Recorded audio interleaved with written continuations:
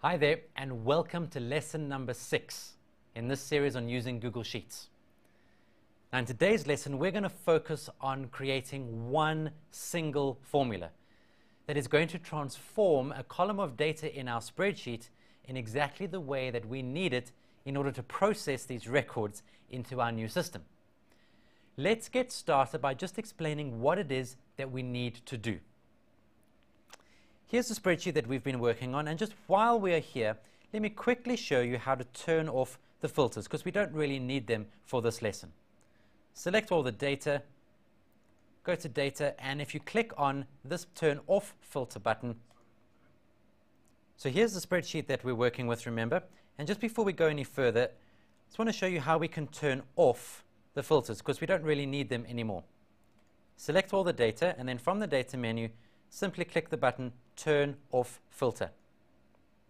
Now, I'm going to insert one column to the left of this one, and I'm going to head it Reference. And we need to transform all the data in this column in a particular way.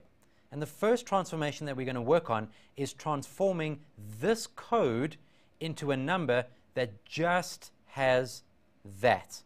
But unfortunately, we're not always sure how long this part of the number is, so we're not able to use the len and mid functions like we did last time. We're going to have to use something else. And the first thing that we need to do is first isolate if this is indeed an EID or whether this is a PDF or some other kind of resource.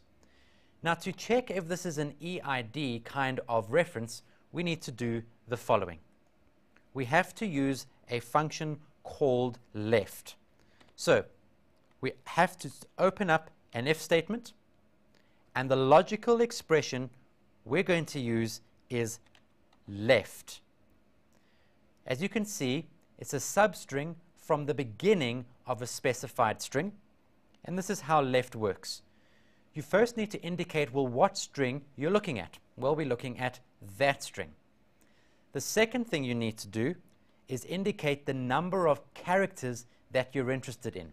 We're interested in the first character, and we're using left because we're interested in the first character from the left of that string. And so our if statement is, if the first character from the left of the string is equal to E,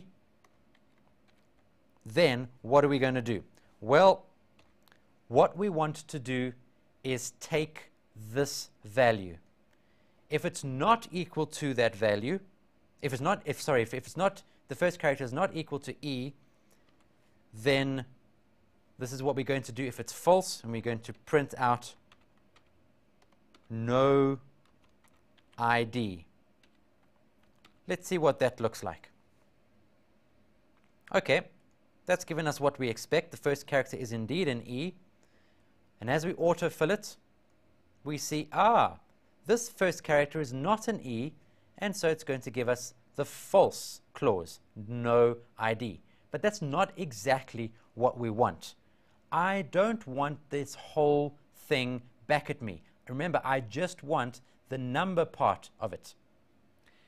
So far, we've been able to identify if that string starts with an E and do something with that information, but I just want the number part of that string back. Now, in order to do that, I need to use another function, and this function is called value. So let's see how this works. So I don't want to just return the full value of what's in B44. I want the value of what's in B44. So I want the value of what is in B44, and let's see if this works. Oh dear, we've got an error. And the error is that the value parameter cannot be parsed into a number. Google Sheets doesn't know what to do with that and make it a number because it's got a letter in it. So we need to tell Google Sheets to ignore that letter part. And in order to do that, we can use a similar function to left called right, which is going to return to us a string of values from the right of the string. Let's take a look at how that works.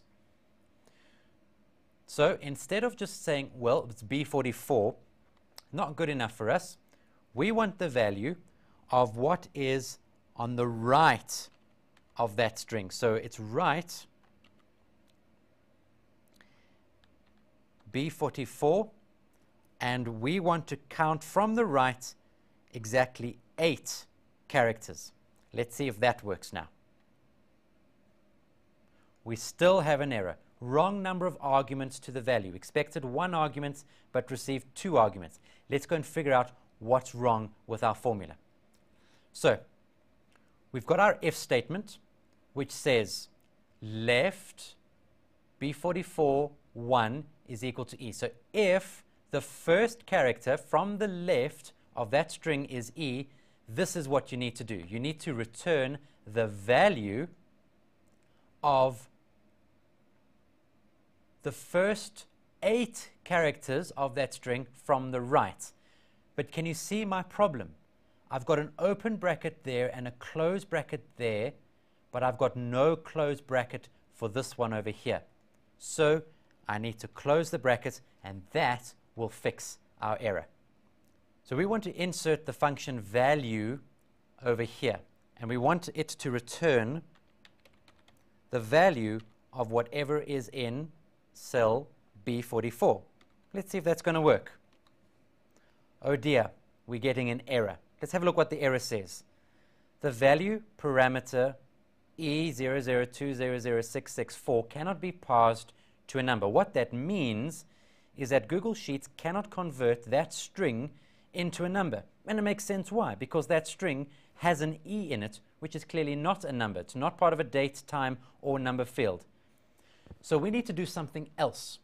We need to make sure that we can give Google Sheets just the number part of that string. And the way that we're going to do that is to use a similar function to left, this one called right, to give it just the 8 characters that are numbers within that string. Take a look. So we're not just interested in what's in B44, we're interested in the rightmost characters. So it's right, open brackets again,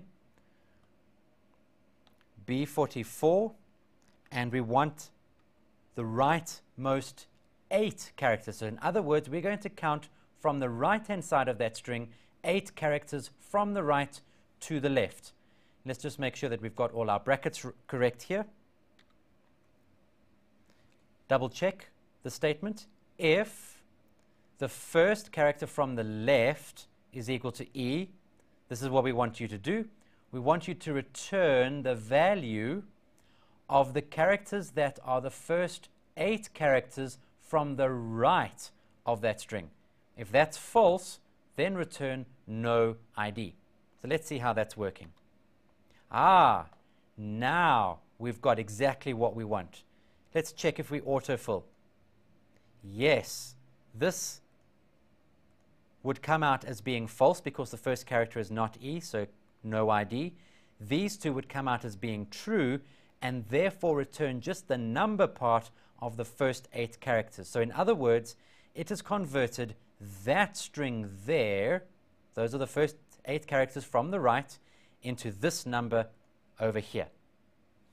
So far we've created an expression that's going to just give us the number portion if the string in that cell starts with an E. But now we need to work on what to do with the other kinds of values that are in that cell, like PDF. Let's start with that one. Now, if the value of this cell is PDF, I actually want the function to return what's in this column, column I. Now, we've done a nested if statement before, so let's do another one so that we can practice it. So this is the first if statement that we've got going here. We're going to start another if statement on the outside of this. Remember, it's best to do your nested if statements from the inside out. So we're going to start with another if statement. So if, and now we need to check what the logical expression is. What is it that we're testing? So we're testing if B44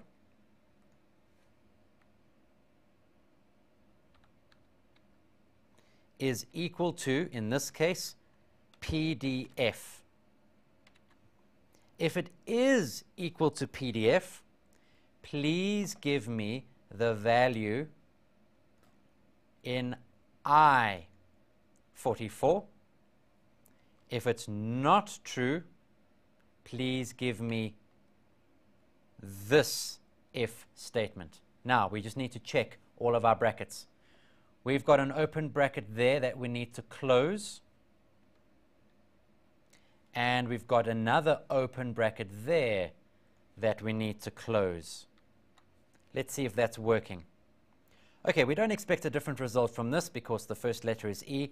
We do expect a different result in this cell over here when we autofill. Let's check. Ah, it's working perfectly. We're getting the value here in this line from I46 because the value of this cell is indeed PDF. So we've dealt with two cases, when the string starts with the E and when the string is PDF. There's two more cases that we have to take care of. Let me show you how we're going to do that. First, let me just show you what those two cases are. So I'm going to quickly apply a filter to this data set so we can see here. So we've taken care of all the E's, so we've taken care of a lot of values, and we've taken care of PDF, but we haven't taken care of these two. But you can see that both of these, the first two characters are MM, and in fact, we're going to treat both of these cases in exactly the same way. So I reckon the best thing for us to do is to do another if statement and to check if the first two characters from the left are MM, and then tell the expression what to do. So we can turn our filters off and go back to our expression. So we've got one if statement inside another if statement. We're going to create a third if statement right on the outside. In this case, we want to do another test. We want to test if the value in B44, but remember it's not just B44, we're interested in the first two characters from the left of B44. So we need to use the left function. So left B44, and we're interested in the first two characters from the left. So if left B44 is equal to the expression MM, what do? We want to return the value in the very last column, column L44. So let's put that in. We want to return L44, and if that is not true, we wanted to execute the next if statement. And remember, if that if statement doesn't come up with PDF, it's going to execute the next if statement. And that's the most nested if statement that we have. But now we need to just check that we've got all of our brackets correct. So this if statement, we've got an open bracket there that we need to close. And this one over here, we've got an open bracket that we need to close. Let's check if this is right by pressing enter. So far so good. Scroll that, autofill that down. Well, looking good so far, but we haven't been able to test what happens when we get a multimedia record. So I'm going to autofill this all the way down to the bottom of our data set. You can see how much time we're saving by doing it like this. Can you imagine if we had to enter in or manually transform all of this data? It would take absolutely ages. As it is, just autofilling it is going to take a little bit of time. So while that's busy autofilling, I'm just going to let it run. This is the end of lesson 6. And we did a really complicated formula in this lesson with 3 nested if statements. And we also used several functions. We used the left function, which will return the specific number of values from the left of an expression. We used the right function, which will return a certain number of values from the right of an expression, and we used value, which will convert any date, time, or number string into just a number value. And that's how we got rid of all those leading zeros in the EIDs. Let's check if this is finished autofilling. Let's quickly test that we're getting the right values from our expression. So I'm going to do some filtering quickly. Let's check. Let's see if we get the right values for blanks. Now remember, blanks, in each case, the expression would have been evaluated as being false, right down in this last nested if statement, no ID. So let's check. Yes, all of the blanks have come up with no ID. Fantastic. Let's check the multimedias.